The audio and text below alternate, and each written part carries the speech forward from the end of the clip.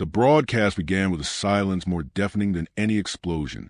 Across the galaxy, trillions tuned in, citizens, slaves, rebels, and rulers, all watching the same flickering image. A boy, barely 11, kneeling on a steel platform beneath the twin suns of Zero Prime. His wrists were bound behind his back with charge restraints, his ankles chained to the cold ground. Bruises marred his cheek. Dried blood crusted his lip. He stared forward, not blinking, not flinching. A human child sentenced to death by the Galactic Empire. The Chancellor stood behind a shimmering energy podium, his long emerald robes catching the harsh wind. His voice, cold and metallic, echoed through every device tuned into the live stream. "This is the price of rebellion," he said, his tone void of remorse.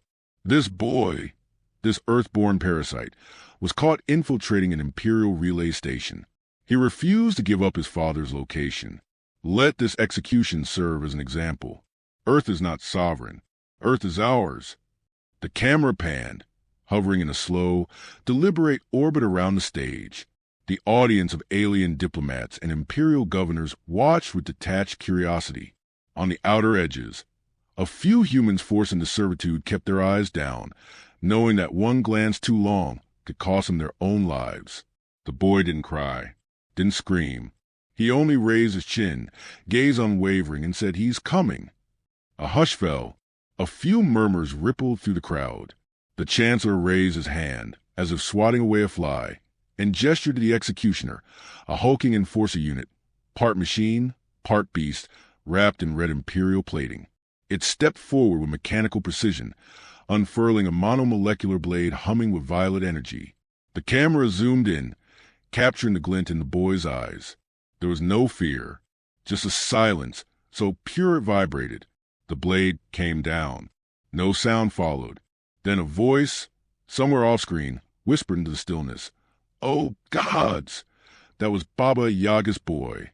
The feed abruptly ended, cutting to the Empire's insignia. The transmission was archived, replayed across thousands of entertainment networks and propaganda outlets. But among the silence, in between the pixels, something else began to spread. A word, a name.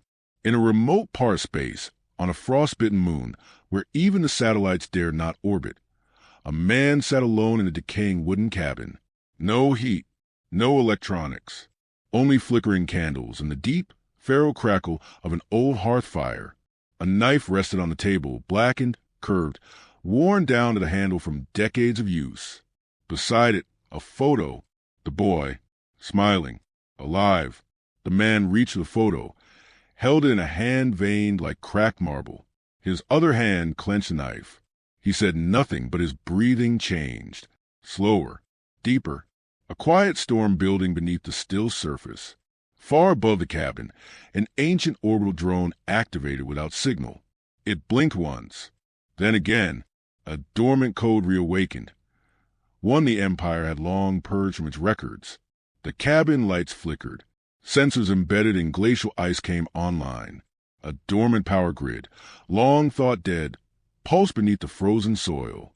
Across the galaxy, among intelligence analysts, warlords, bounty hunters, and exile resistance fighters, encrypted pings began to bounce between shadow servers. Old chatter resurfaced. "He's alive. He's not done." They shouldn't have touched the boy. On a military dreadnought orbiting Ressa 7, a high-ranking strategist dropped his cup of synth coffee as his holoscreen flared. His subordinate leaned closer, eyes wide with dread. "Sir, are you seeing this? It's—" "Don't say the name." The strategist snapped, already ordering encryption protocols.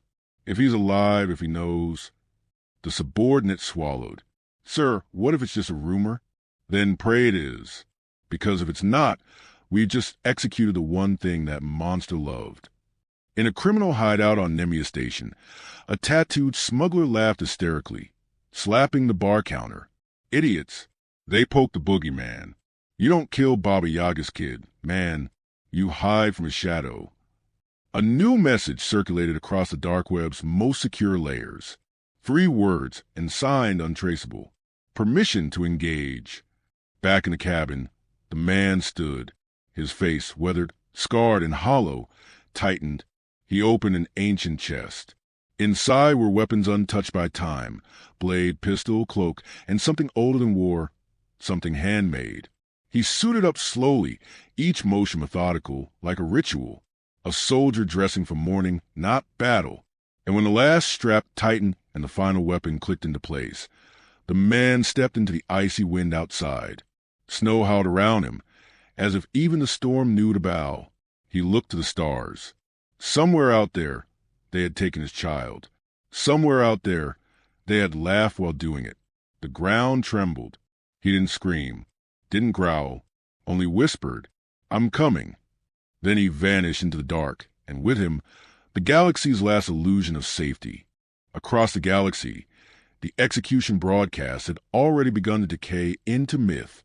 Entire star systems were flooded with reruns of the Chancellor's speech, painted with victory, control, and manufactured order. But beyond the veil of imperial propaganda, something older than fear stirred in the shadows, something the Empire itself had spent decades pretending didn't exist. In quiet corners of high-security war rooms, even the most arrogant commanders refused to speak the name aloud. Baba Yaga. To most, it was a campfire ghost story, originating from Earth's forgotten history, told in whispers by mercenaries who had served in the Outer Rim during the human uprising. A tale of a man who couldn't be killed, who never missed, who erased entire outposts without a sound. He didn't leave survivors. He didn't speak. He just came and everything died. In truth, Baba Yaga was never a name. It was a warning, a designation. Earth's last failed rebellion had birthed many warriors, but only one became legend. Jovan Rurik. Classified files buried deep in the Empire's forbidden archives told pieces of the story. He had been born in the burned-out ruins of Kiev after the first orbital strike, raised in bunkers, trained by ghosts of militaries that no longer existed. By the time he was 17, he had infiltrated Imperial supply routes, assassinated a fleet admiral, and disappeared into the tundra. Earth's resistance never formally acknowledged him. He wasn't part of a unit. He didn't wear a flag. He moved alone. And when the final cities fell, and Earth's command signed its surrender, Jovan didn't come to the table. He vanished, along with a newborn child. No records, no trail, just smoke. But now the child was gone, executed for the crime of blood, and the man had returned. In a cavernous war chamber aboard the Empire's core defense fleet, Admiral Varix stared down at the intelligence dossier that flickered in front of him. Cold sweat clung to his neck, despite the freezing climate control. "I want confirmation," he said quietly. "Visual proof. Is it him?" Across a holodeck, a communications officer shifted uncomfortably. "There's movement on Enceladon 9, a surge in power that matches Earth resistance encryption." Something ancient woke up. We picked up the voice signature. Match confidence, 97%. Varix shut his eyes. And what did he say? The officer hesitated. Just 2 words. "I'm coming." All over Imperial space, the reaction was the same. Panic dress and protocol. Border posts locked down. Checkpoints doubled their inspections. High-value targets were relocated, hidden behind triple layers of defense. Warlords and crime barons started buying one-way tickets to uncharted systems, quietly scrubbing any evidence of dealings with the boys' executioners. But none of it would matter, because Jovan Rurik didn't come for noise. He didn't come with armies or fleets. He came like a virus, silently, fatally, and by the time you realized he was there, you were already bleeding. In the underbelly of a dying freighter drifting near the Gas Curtain Nebula, a former Earth Resistance hacker known only as Echo received the signal. Her hand shook as she traced the origin pulse. "No one else could have sent that," she muttered. "He's back, after all these years." Her companion, a grizzled cyborg with half a face of scar tissue, grinned. Then the stories were true. That freak really did bury himself with the dead, and now he's crawled back out. "They killed his son," she whispered. "They thought he was off-grid. Forgotten." The cyborg leaned closer. "Then they've just made the last mistake they'll ever make." Back on Enceladon 9, the frost-covered cabin had collapsed under the force of Jovan's departure. His signal had not gone unnoticed. An orbital station that hadn't functioned in 2 decades roared back to life, unlocking ancient caches of equipment buried beneath the ice.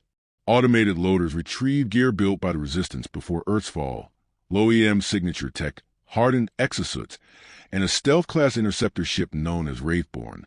Inside the armory, Yovan stood in silence. His body was lean and wiry, coiled like a blade ready to unsheath. Time had not softened him, it had sharpened him.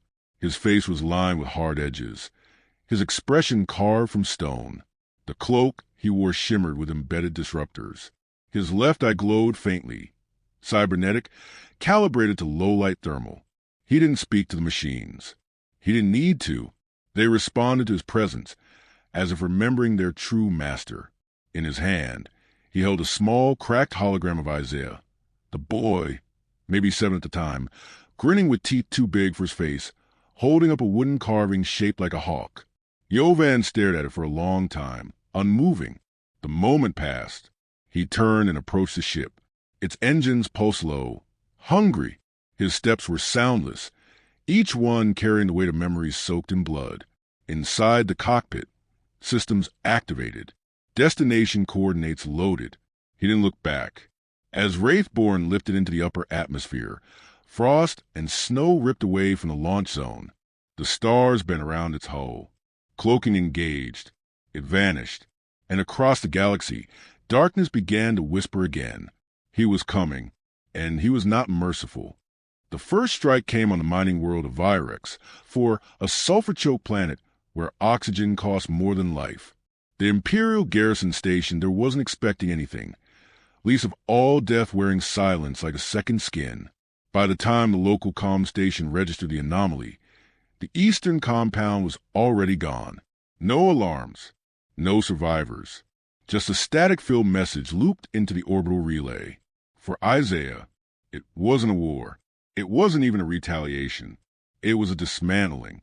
Systematic, precise, purposeful, like someone extracting bones from a body without breaking the skin. Yovan didn't leave his name. He didn't need to. The corpses told the story for him.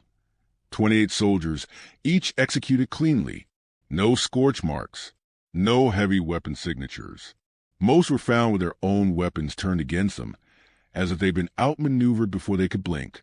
One, only one, was left alive, trembling inside a sealed locker, mouth gagged with his own uniform.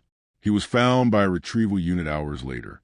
When they asked what happened, he could only whisper, "He watched me breathe and let me live, told me to tell them he's not finished." News of the strike spread like a virus. The name resurfaced in command terminals, old warnings blinking to life across forgotten subroutines. Rurik, Yovan, Class X hostile, kill on sight, do not engage alone.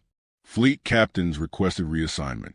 Governors on outer systems resign overnight, citing sudden illness. Even bounty hunters known for skinning targets alive quietly erased contracts that mentioned Earth. The Empire responded as empires always do, violently and blindly. They deployed enforcers to high-risk systems, tightened patrol routes, and increased civilian interrogations. It only made things worse. More bodies began appearing. A slaver barge in orbit over Kepler-6, found drifting, all oxygen vented. Command crew strangled with synth wire. A former intelligence officer, last seen in the Imperial capital, discovered dangling upside down from a hover bridge, eyes burned out, and a single phrase carved into his chest in Old Cyrillic. He remembers. Each strike was more targeted than the last. Each victim had played a role in the execution of the boy. Some had signed the order. Others had delivered him. A few had only watched and laughed. It didn't matter. They were all marked. But Yovan wasn't alone anymore. After the fourth attack, a signal beacon was triggered from the deep ruins of forgotten Resistance archive hidden beneath the crust of Demos X. It summoned Ares X, an autonomous combat unit designed during the last years of Earth's defiance. 7 feet tall, forged of quantum-infused alloys, Ares X had been decommissioned after the fall. No AI should have still been functioning. But Yovan didn't trust anything he hadn't broken and rebuilt himself. When the pair reunited in the bowels of a derelict hangar, Ares X scanned him for 8 seconds before uttering a single line. Target confirmed. Execution protocol reauthorized. Welcome back, Warden. Together, they began carving a path through the Empire's hierarchy. Their method was not brute force. It was surgical. Yovan used the shadows, always arriving before he was expected, always leaving before reinforcements could arrive. Ares X handled the moments when noise was necessary, disabling power grids, melting security mechs with plasma bursts, clearing entire corridors in seconds. They never struck the same place twice, never repeated patterns. But every victim had a common thread. They were complicit. Inside the Empire's War Council chambers, panic metastasized into obsession. The Chancellor's advisors demanded explanations. Why haven't we killed him yet? Why does a single human matter? Why are our soldiers afraid to sleep? The truth was simple. They had created him. And now, he was repaying the debt. Among the few who dared watch the execution footage again, a pattern began to emerge. Yovan wasn't just seeking revenge. He was unraveling something deeper. The soldiers he eliminated weren't merely guards. They were linked to Project Pale Sun, a black-budget initiative buried inside the Empire's intelligence branch. The boys' capture had been intentional. Bait. Isaiah hadn't stumbled into a relay station by accident. He had been looking for something. Something Yovan had likely hidden long ago. The realization made the Chancellor's blood run cold. It was never about vengeance alone. It was about finishing what had begun before the fall of Earth. On the shattered world of Draxos, Yovan and Ares X hunted a final name from the list. General Vorkin, the man who had given the order to televise Isaiah's execution.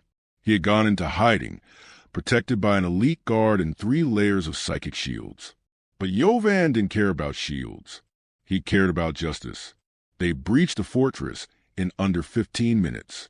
Ares X drew fire, while Yovan vanished into the ventilation systems.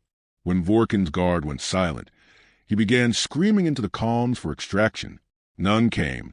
The general's final moment arrived with the soft click of a blade behind his ear. Yovan didn't offer him a speech. He didn't roar.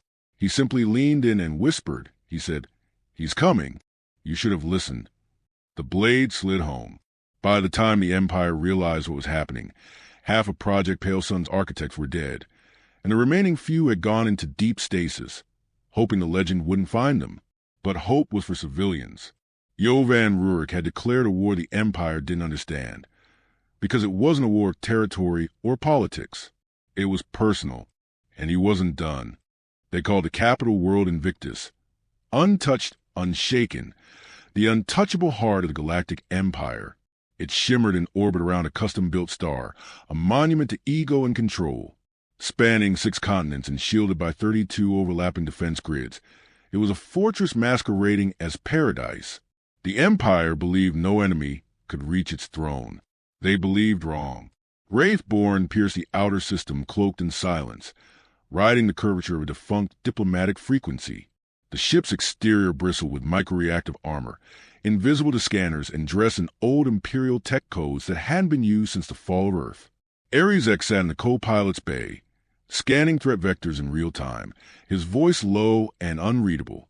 92 seconds. Shield pulse sync begins now. Yovan didn't reply. His eyes remained fixed on a display ahead. The moment had arrived, not for vengeance, but for completion, for remembrance. As the planetary shields briefly cycled down from maintenance, something that happened only once every orbital cycle, Wraithborn dropped like a knife from the sky. The hull screamed against re-entry. Below, the Imperial Citadel shimmered like a crown of glass and gold, nestled at the center of a city that had never tasted war. Sirens howled the instant atmospheric breach was detected, but they were too late. Yovan and Ares X were already falling. Their drop pod slammed through the upper tower of the Ministry of Control, sending a shockwave through the city's foundations. Inside, Imperial guards scrambled like insects. They didn't last. Yovan moved through them like wind through dry grass, quiet, exact, merciless. Every bullet had purpose. Every blade thrust spoke for the dead. Ares X covered the corridors with relentless precision, using his onboard plasma core to melt walls and shred through security doors. The fortress held thousands of elite defenders, but it didn't matter. This wasn't a battle. It was an extinction event, surgical and unstoppable. They ascended floor by floor, leaving wreckage behind them. Word spread to the palace like a virus. He's here. By the time they reached the throne chamber, the chancellor was waiting, flanked by augmented sentinels, shivering behind gold-plated defenses.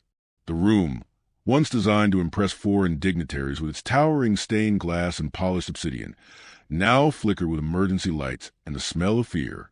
"You think this changes anything?" the chancellor barked, his voice cracked by panic. "You're a ghost, an old weapon. The Empire is eternal." Yovan stepped into the light. No theatrics, no speeches, just presence. "I'm not here to change anything," he said. "I'm here to end it." The chancellor backed toward his podium, fingers twitching toward a hidden defense grid. Before he could blink, Ares X stepped forward and deactivated the chamber's neural uplink with a precision EMP burst. The guards crumpled like marionettes cut from their strings. "You're not supposed to exist," the chancellor hissed. Yovan kept walking. "I don't," he said. "But you do, and that's the problem." The chancellor stumbled, reaching for a sidearm embedded in his throne's armrest. Yovan caught it mid-motion, crushing the handle in one hand before tossing the shattered metal aside like dust. "You broadcast his death," Yovan said. "Not because you needed to, because you wanted to." "He was a threat," the chancellor stammered. "His DNA, your DNA, he was a key to unlocking Pale Sunday. He was a child," Yovan replied coldly. Then, without another word, Yovan dragged the chancellor to the center of the throne room and activated the central broadcast console. Empire-wide communications flickered and shifted, forcibly overridden. On every world, every colony, every enslaved planet and corrupted ship, screens snapped to life. Yovan stood center frame. "This is not a revolution," he began. "This is not politics. This is memory." He looked into the camera, not at the people watching, but at the ghosts. "My name is Yovan Rurik. You killed my son. You murdered him while he begged for your mercy. And you laughed. You wanted to teach the galaxy a lesson. Consider it learned." He looked down at the chancellor, who by now was weeping into his own robes. Power built on fear cannot survive remembrance. With a single, fluid motion, Yovan drew his blade and drove it through the chancellor's chest. There was no drama, just finality. The chancellor gasped once and fell, crumpling beside the throne he had ruled from for decades. The camera held on Jovan's face. "We remember." Then the feed cut. Ares X activated the detonation protocol. A chain of microcharges planted during their ascent began to glow, their hum low but rising. Yovan stood for a long second, listening, not to alarms or engines, but to silence. The kind of silence that only follows justice. He turned and followed Ares X into the evac corridor. Moments later, Wraithborn emerged from the rubble, cloaked once more, soaring to the clouds as the Imperial Citadel collapsed behind them, stone, steel, and legacy swallowed in fire. Hours later, from the floating slums of Avon Prime to the dust cities of Meridia, walls were spray-painted with a single image, the outline of father and son, backlit by fire, beneath the words he remembered. The Empire fractured. Commanders deserted. Soldiers laid down arms. Resistance cells emerged from hiding, emboldened by the myth made real. Yovan Rurik was never seen again. Some say he died with the Citadel. Others believe Wraithborn still drifts in the dark between stars, waiting. A few whisper he walks among them in disguise, not to fight, but to remember. And as long as someone remembers, he is not gone. He is the shadow that falls before tyranny. He is the silence that follows injustice. He is the man they should never have provoked. And now every empire knows. You don't kill Baba Yaga's son. You survive long enough to regret it.